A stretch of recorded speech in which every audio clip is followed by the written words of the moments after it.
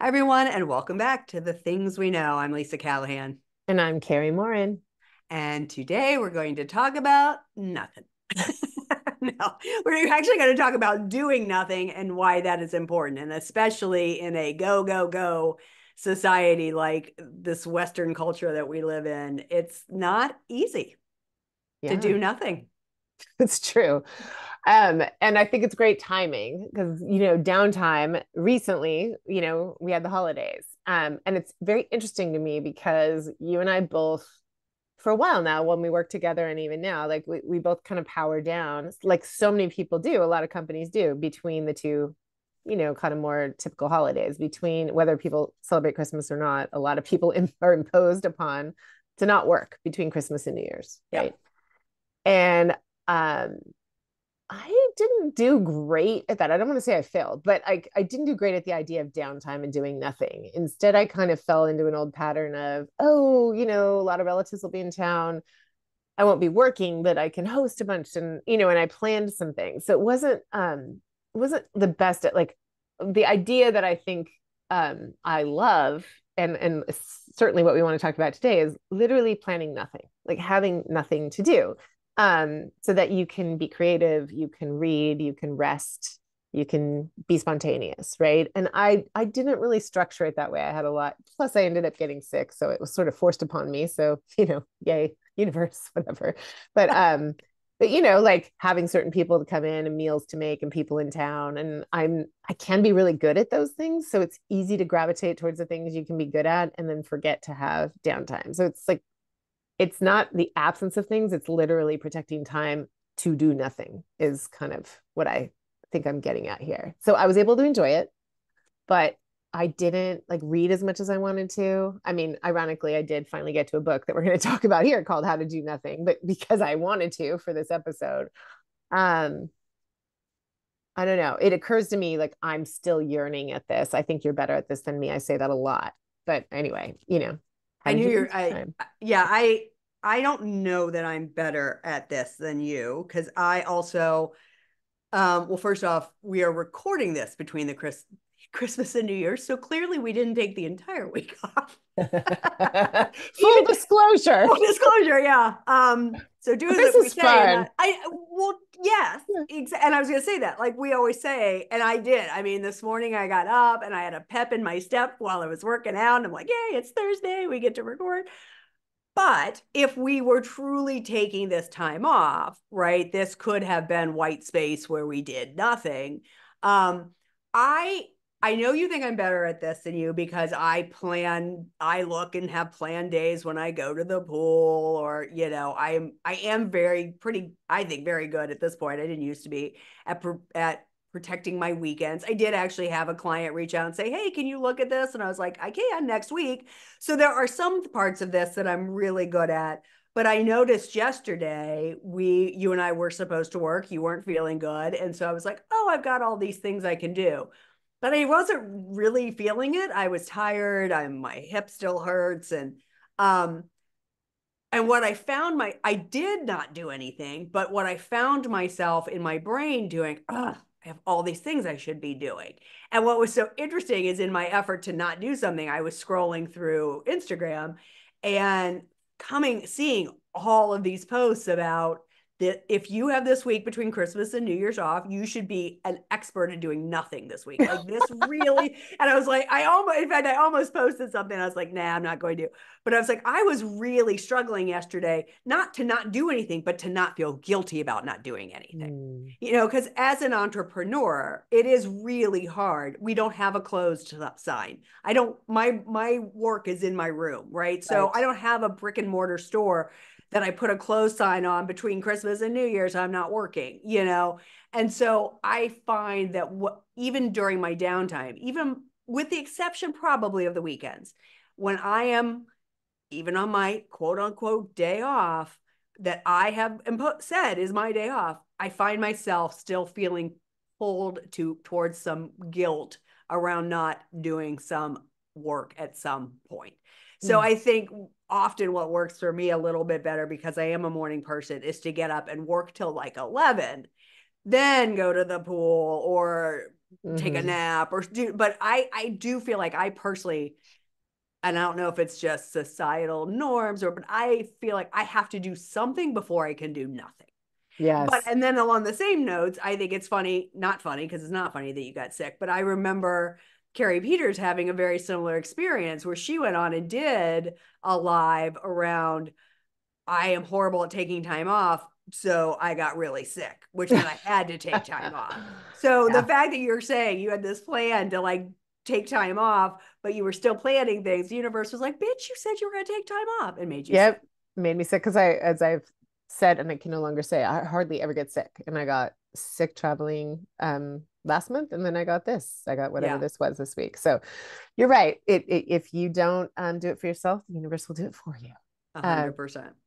I well, that's interesting to know that about you. I mean, I don't think anyone has this down. Otherwise, there wouldn't be this need for this conversation, whether it's on social media or in books or out there in the in the ethers, right? Like, Yeah. and so ironically, one of the books I finally got around to reading, because I had, no choice, was Jenny Odell's book, How to Do Nothing, Resisting the Attention Economy. And I want to talk about that a little bit today. Kind of Lisa and I are just going to chat a little bit about it. This isn't a substitute for reading the book. I highly recommend it, but this is great points to think about. And the book explores the idea of reclaiming our attention and reconnecting with the world around us in the face of the pervasive attention economy. So, in essence, it's offering us thought-provoking ideas and of just the challenges related to our attention, our productivity, and the impact of technology on our lives, right? So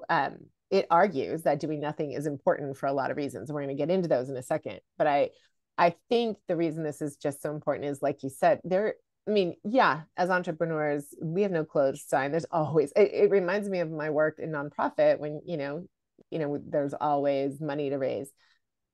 Similar to being an entrepreneur, there's always more you can be doing. In order to really do our job well, we have to take downtime. We have to take care of ourselves because we are the resource.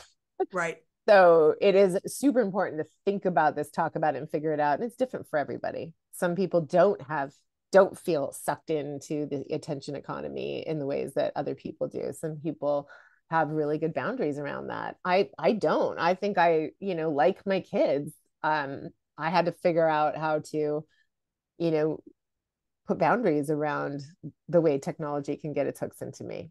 So I think it's been a really interesting journey. Um, so I'll start with this. Like the first part about resisting the attention economy, and what she means by that is like, the need to resist the pervasive influence where our time and attention are co-modified by technology and social media platforms. Everything is designed to get our attention, right? Everything. Yeah. And then we have these smart devices that are listening, and like whether it's on your TV, sometimes it's appliances that are really designed to make things easy for us. And there's some things about it I really appreciate. But they are also designed to grab our attention and our dollars. Mm. So her argument is by intentionally choosing to do nothing, they can reclaim their attention, break free from the constant demands of the digital world. Um, when I think about that, I think it's a lot more complicated. Maybe not more complicated, but it involves more than just putting your phone away. Yeah. I think like that really requires an agreement in a family or just between a person and themselves of, when am I completely unplugged, and and like what are the reasons I would need to do this, and like how is it affecting me, right? So I think it takes some like awareness of how plugged in you are, and it's not just your phone. I think some people can still have a phone and be reachable and be really unplugged from the rest of the world. I don't know. I mean, you have a Mm. great example with news. Yeah. I mean, sure. Yeah, up until April of 2021.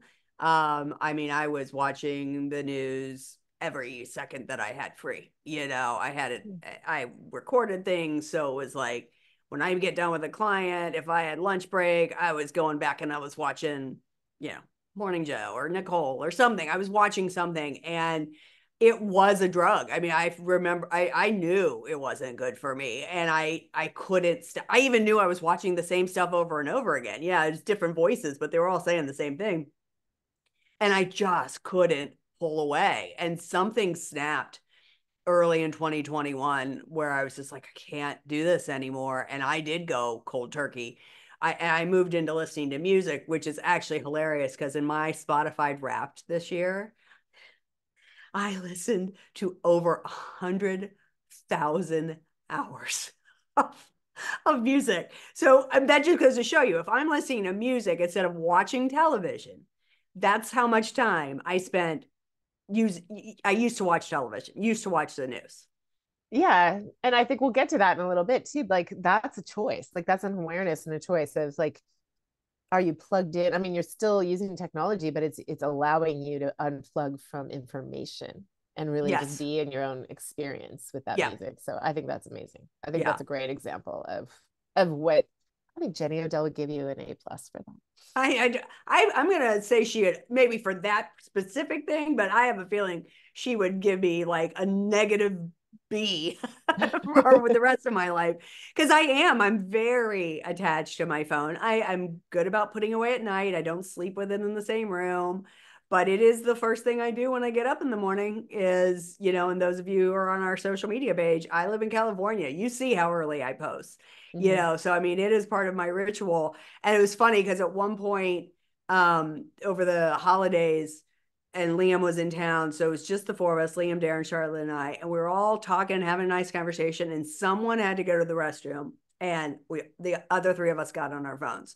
And then it was like we were gone from the conversation, So it is this weird sense of even somebody like even us who are Gen X, who, phones haven't only been around since, mid 90s. I mean, I didn't get my first cell phone until 98, I don't think. Right. How quickly we got addicted or attached to this. And Right. so again, you say I'm good at doing nothing, but even at the pool, I'm looking at Facebook, Mm-hmm. I'm looking at Pinterest to think of things to post. I mean, I am still doing something even while I'm at the pool or even when I'm Yes. in doing nothing, I am still doing something. I don't know that I can remember other than sleeping when I just sat and did nothing unless I was sick and couldn't like Yeah. hold two thoughts in my brain. I mean, spoiler alert, I'll say I do think that there is like I'm not here to malign. I'm not, and I don't even think she is necessarily. I'm not here to malign like the digitalized world. Like it is awesome that you can relax by the Mm-hmm. pool and work in that way. It is awesome that when Sure. I am either home by choice because I don't want to go out and use gas and like like and or not by choice because Griffin's had a seizure and I don't want to leave, that I can get online and order groceries to be delivered. I'm Yeah. privileged and be able to do that, right? Yeah. So there's some things about technology that have saved me time to spend better with myself. So I'm not against that. I don't know. I think But you the use reality your of it time is, well.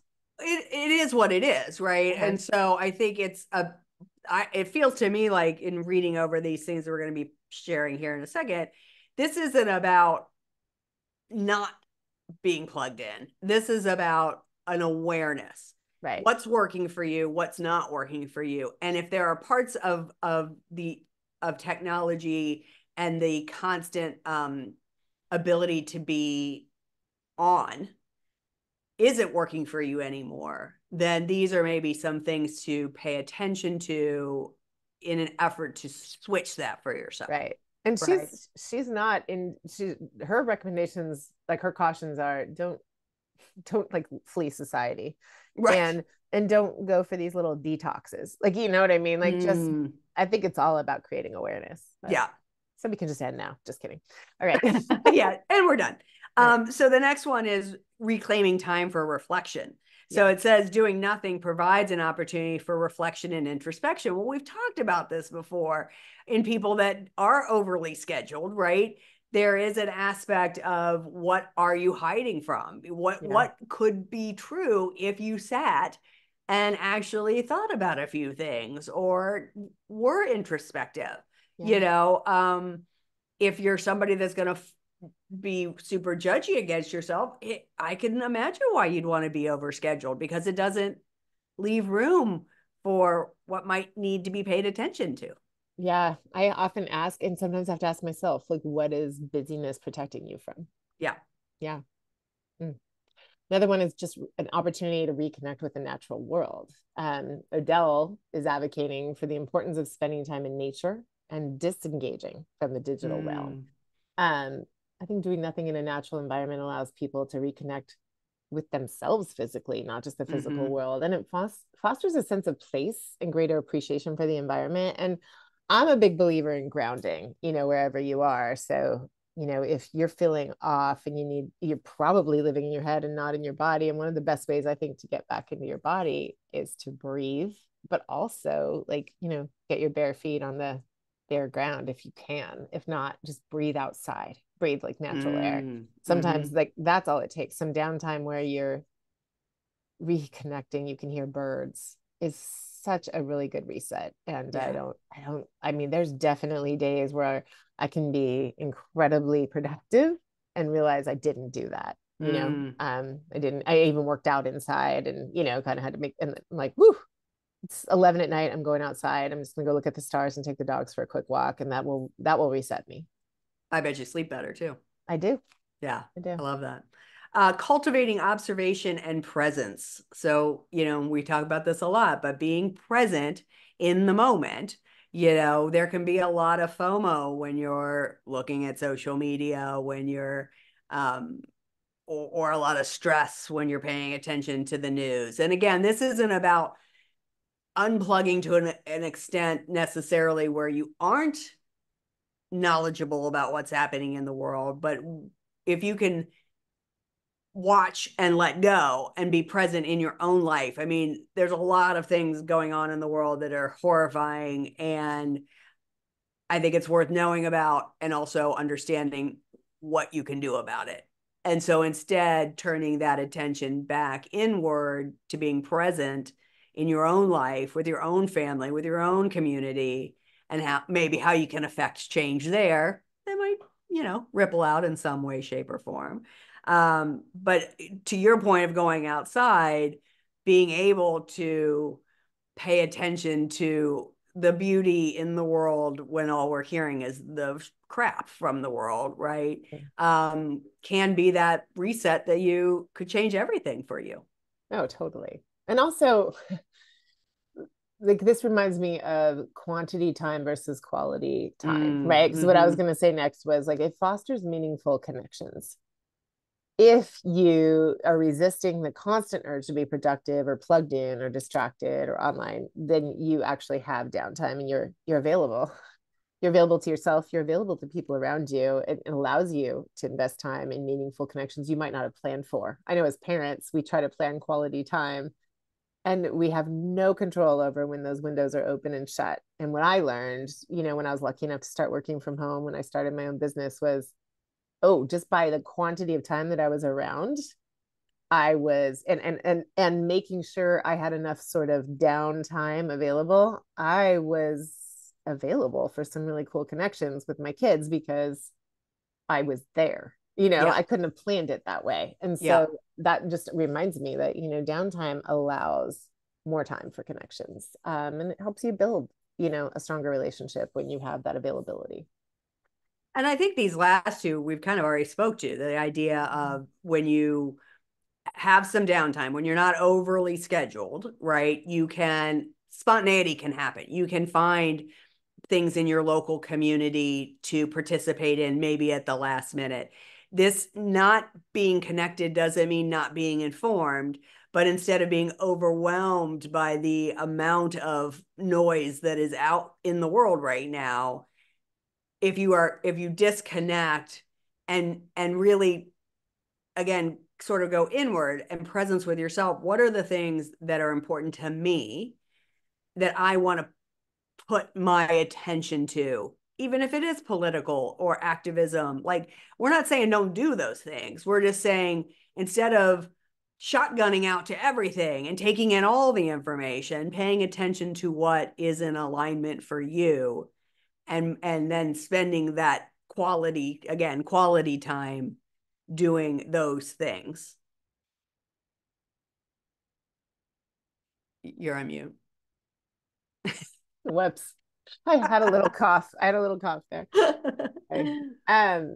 Yeah, I think that we want to get into next, like just why it's so hard for women. This doesn't none of this is rocket science. It's like, yeah, Right. duh, do nothing, have some downtime. People love their downtime.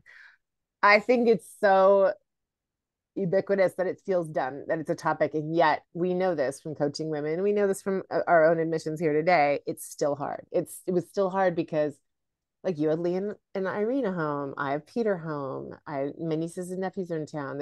It's hard not to get your hopes up for like creating some special moments. And those things don't always just happen. Like somebody has to like reserve the tickets or, shop for the Yeah. meal and stuff like that. So like this isn't without its obvious, like, yeah, if you want to make some things memorable and special, it takes somebody to plan it.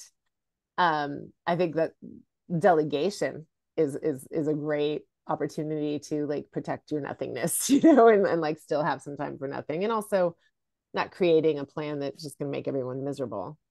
Well, and when you talk about delegation, it goes back to imperfection, right? Because when you delegate, it's probably not going to be done the way you wanted. Right. Exactly. And so you have to let go and let it happen, unfold the way the person you've delegated it to. Yeah. Let's, and I it will be sometimes have to perfect. like sit on my hands there. Uh-huh. Perfect. And bite your tongue. Mhm. So why do you think modern women have a hard time doing nothing? Well, I mean, I think to me, the very first thing it comes back to is yes, there's societal expectations and there's gender roles, but it's biology to me. Women and this, we love men. We're not this is not a diss, but biologically speaking, women can hold a lot of things in their head. We can understand the way things could go in lots of different directions. And so we tend to, instead of delegate, we just do it. Let's just be faster. We just do it. You know what I mean? And so I do think it's not necessarily, there are gender roles for sure, but I also think biologically it's just something we do. And so when you say people love downtime, I mean, I know a lot of people that would tell you they hate downtime. A manifesting generator, such as my daughter, who will never sit down ever, she's like a whirling dervish.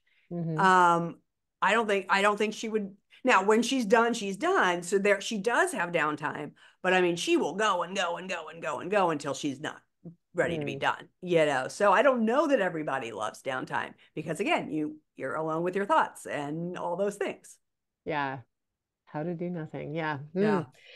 Mm. Um, yeah, there's a book by Dr. Luann Brizendine called The Female Brain. She also wrote The Male Brain, and Mm, that was factually pointed out that we literally have parts of our brain that can be involved in very different tasks at the same time, where the male brain gets very focused on one task at a time. So yeah.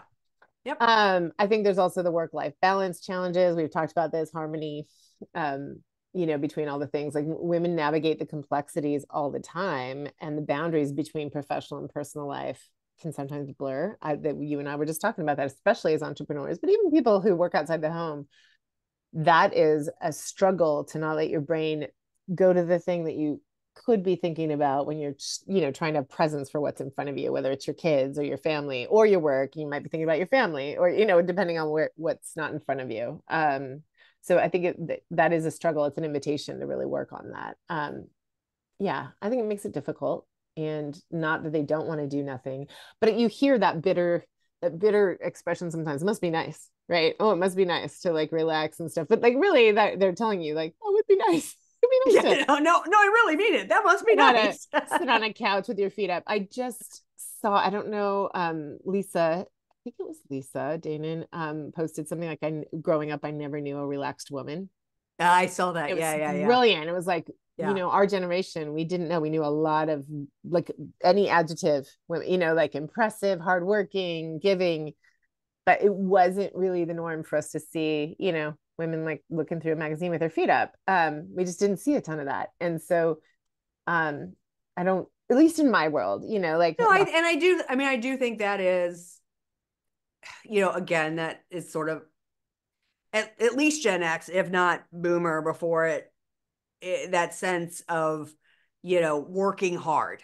And so it was all, it was that and yes, we had moms that, our generation was one that had a lot of moms working out of the home and then still coming home and doing all the things. And um, I do think millennials and Gen Z are better at protecting their time and doing nothing. Totally. And boomers and Gen X might be lazy asses, but Yeah. God is blessed. We should take a But page from their book. I want to say, if you were listening, it might have sounded like you saying boomers and Gen X are lazy asses, but you were saying they are thinking, We're thinking lazy yes, asses, but I, yes, I don't. I'm again, to me, I mean, I'm sure I have, but I think there is we would do well to take a page out of their book of protecting their time. yes.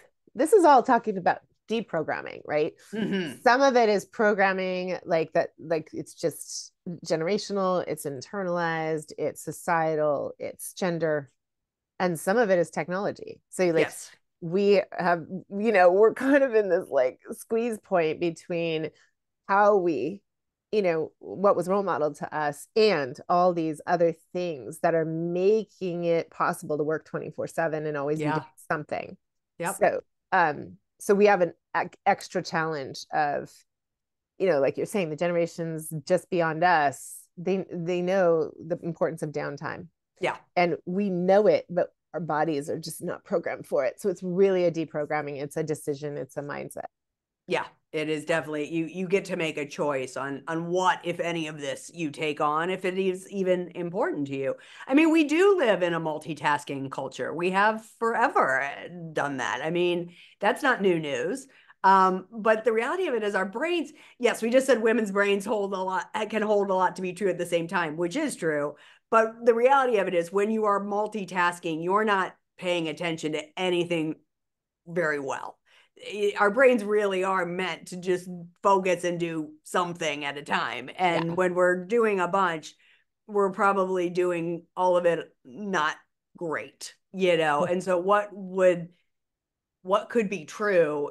And I have to do this to myself a lot. I mean, I've said this before, I talk to myself a lot, but I'll be like doing five things. Like, okay, hold on, blah, blah, blah, blah, blah. Let's just do this. Let's just finish this. I mean, Yeah. I notice myself, and especially when I'm tired, I'm sure this happens to you too. I find myself, I'm very discombobulated. Like I will be folding laundry and think, oh, I got to go get something, and then I go get something in the kitchen, and now I'm cleaning up the dishes, and I come back, Yeah. I'm like, God damn it, that's right, I was in the middle of folding laundry. Like I get very I don't want to say ADHD because I don't have that, but that sense of like squirrel, squirrel, Yeah. squirrel all the time, George especially when I'm tired. George Carlin had a whole stand-up thing about being stoned and like going out to the garage to get something and then sweeping the garage and then finding All something. right, that also might be my problem. Let's No, that just reminded me of that. now that you Um, mention it, this is happening at night. no, it is I mean, I think here the thing about that you're saying too is like, now that I think about it, we're trying to like keep talking and you were cracking me up. If I just do it two Oh, hmm. together, I guess. the I Oh, think the pervasive use of technology, right, and social media, that does contribute to this idea of always being on. There is a really funny video of like someone acting out what their mom's phone is like, and it's oh, I've like seen that. it's so good. We've got to find that and repost Yeah. it. Where like you have all the windows open, and someone had to say to me like, "When's the last time you powered down your phone? Like, when's the last time you Oh turned yeah, off your laptop?" We are always on, just like our devices, just like that's those need to true. power down. We do too. We need to literally power down. Do That's a I good point. follow that all the time? No, but when I am really good at following what I know to be true, like really powering down the light exposure, the electronics exposure, I sleep like a baby and I wake Mm-hmm. up feeling a lot more rejuvenated. So they're obviously onto something.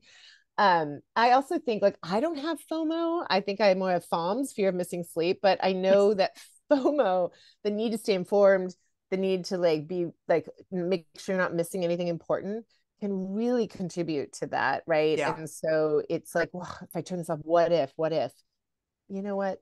we lived a long time without like the news and the world and everyone we know reaching out to us. If something's important, it will get through to you and you'll be more rested for it, you know? Yeah. So I think that's one of the like greater reasons to think about it. I think that it's easier said than done. And so I basically, and I didn't really actually get to this part in our notes because I was still reading it at the time, but like really truly, it's all about like how you're spending your time and your attention. It is a currency.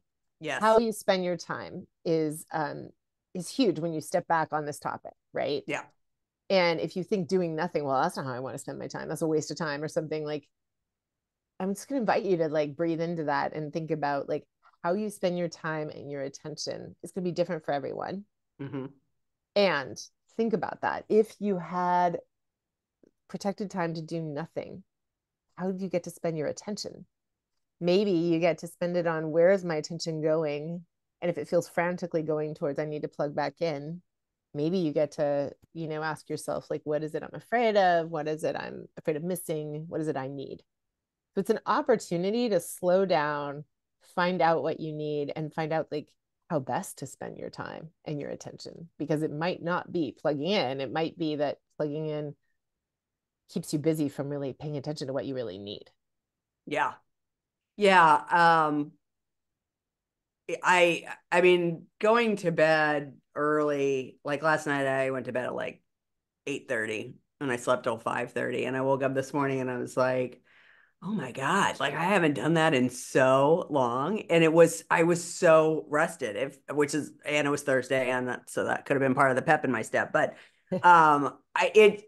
it's been a long time since I have put my phone away and gone to bed and just and not and unplugged in that way so early. And it was amazing. Um, but again, got right back up first thing in the morning, went right to the phone. Like it is this is not an easy challenge. If you choose to read this book, to take some of these ideas, um it give yourself a lot of grace, very little judgment. If you find yourself reaching back for it, as you just said, ask yourself why. And if the answer is because I wanna, then fucking do it. Like there's nothing, this is really about what is serving you. And if how you're moving through the world, being connected as much as you are, feels fine, great. That's so be it.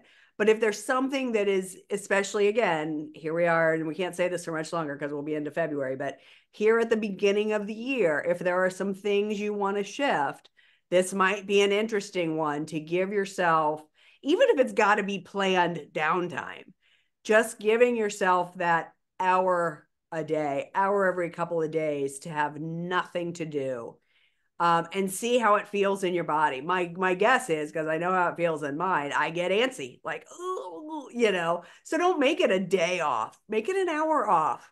Take a leisurely lunch, something along those lines. I've actually been working with one of my clients around that. He eats through his lunch. And then he feels burned out. And I was like, what if you took the entire hour and To did just it work? breathe and eat. Yeah. And And yeah. eat and digest and take a Yes. walk and, what could be true for you, and he couldn't do it right out of the gate. He had to do small 20-minute sections, but that is certainly a goal he's working towards in the new year.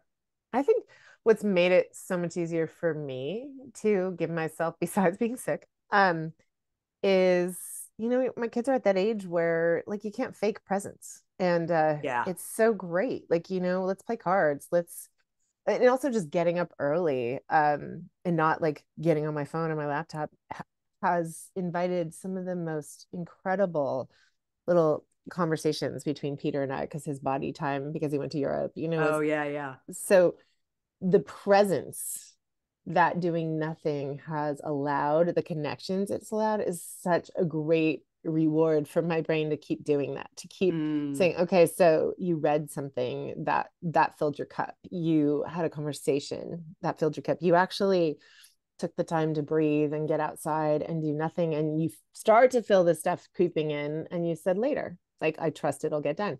So it really has been like the commitment to not letting that stuff flood in. And it takes practice and it takes a lot of time. I just think it's been made easier by having these young people around, not for very long. Like my niece and nephews are in town. And so it just makes me go, screw everything else. I just want to like drop in and be present. Yeah. Yeah, I think that's lovely. I'm just the opposite. I think I get up and I start working early in the morning because everybody's still asleep, so that I get the presence at the end of the day. Yeah. But yeah, if like one of them got up and just wanted to sit and have a cup of coffee and talk, that would be amazing. Well, obviously, I think we both see the benefit in downtime. We are, even though you keep saying I'm so good at it, I'm definitely a work in progress. I see where I have room for improvement. Speaking of room for improvement, I went and looked. I over exaggerated my listening time by 100,000 hours. I actually, because I think it's done in hours, but it's not. In 2023, I listened to 128,337 minutes of music, but that is 89 days nonstop. So really, I think about the That's like 3 months of constant music. 3 months of constant music, but the reverse of that was it used to be news, you know? Mm-hmm. And I think I said this possibly in other pods, but like when I stopped being so plugged in, I lost 15 pounds. And it is 100% tied to the less stress around being so plugged in and not being able to do a damn thing about any of the things that I was plugged into, you know, or only being able to do my part. And so now with music, it is just, it's more relaxing. It's more, I do tend to dance when I'm listening to it. But yes, And your body found its equilibrium, right? It just, yeah, yeah, with less yeah, stress. Yeah. less stress. Exactly. So since we're on the topic of music, ironically, we had a hard time finding something for this in Really hard. particular. Yeah, so there is not a lot out there about chilling out music wise that we could find at the drop of a hat. So we decided to go take the Wayback Machine to I would say the early 80s. This is probably Mm-hmm. comes out Yeah. of good old Christopher Cross and Sailing. I Little do little love this yacht song. rock for you. Little yacht rock. I love a good yacht rock. I'm not gonna lie.